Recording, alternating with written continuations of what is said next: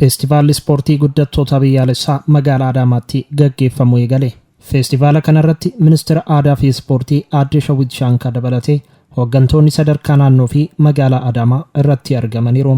Misooma ispoorteessitoota ol guddattoota ol ka'iinsa Itoophiyaaf kan jedhu ammoo mata duree dorgommichaati. Ministeerri aadaa fi ispoortii Aadde Shawwit Shaankaa ispoortiin jabeenyaa fi fayyaa qaamaatiin alatti lammii misooma biyyattii irratti dammaqinaan hirmaatu horachuu keessatti gahee olaanaa ba'ataa jiran.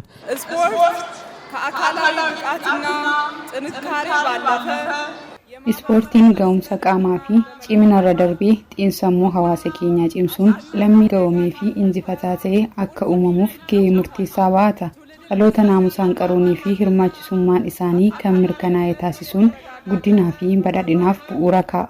Naannolee fi magaalota biyyattii garaagaraa keessatti bakkeewwan oolmaa ispoortii babal'isuun ol guddattoota horachuuf hojjetamaa jiraachuu himan. Dargaggoota guddattootaa fi bakka bu'oota giddugaleessa kan taasifate sirna leenjiif calallii diriirsuun ol guddattoota maqaa biyyattii waamsisan horachuu fi kan dandeessisu karoora waggaa dheeraa giddugaleessaa fi dheeraa baasuun hojjetamaa jira. Waggoota 8 darban bakka oolmaa ispoortii 17,600 ol ijaaruun tajaajilaaf banaa taasifamuu ibsaniiru. ባለፉት 8 ዓመታት ብቻ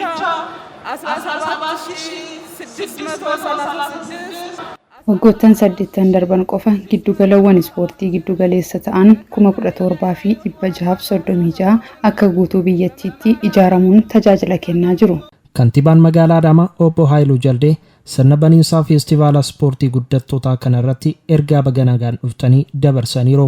Kabajamtoota dhalattoota keenya dargaggoota egeree hundi keessan baga nagaan gara Adaamaa dhuftanii anaa dhufuu isiniin jechuun barbaada. Magaalli Adaamaa itti dhuftan magaala fakkii jijjiiramaa, fakkii nageenyaa, fakkii badhaadhinaa, magaala misooma fi magaala jaalalaa tokkummaa fi sabdaneessummaa keessatti mirkanaa'e midhagduu sulula Qiinxamaat baga nagaan dhuftanii anaa dhufuu jechuun barbaada irra deebi'ee.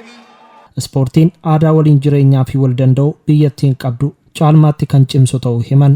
Wal dorgommiin guyyaa har'aas kanuma irratti xiyyeeffatedha.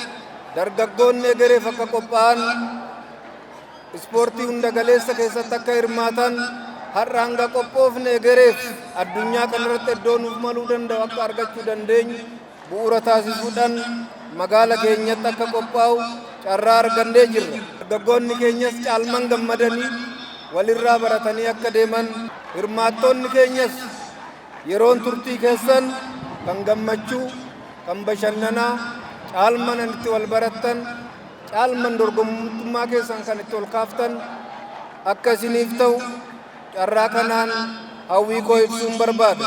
Hooggantuun biiroo dargaggoo fi ispoortii Oromiyaa Aadde Roozaa Biyyaa mootummaan misooma ispoortiif xiyyeeffannoo kenneen hojiilee gurguddoon hojjetamaa jiraachuu ibsan.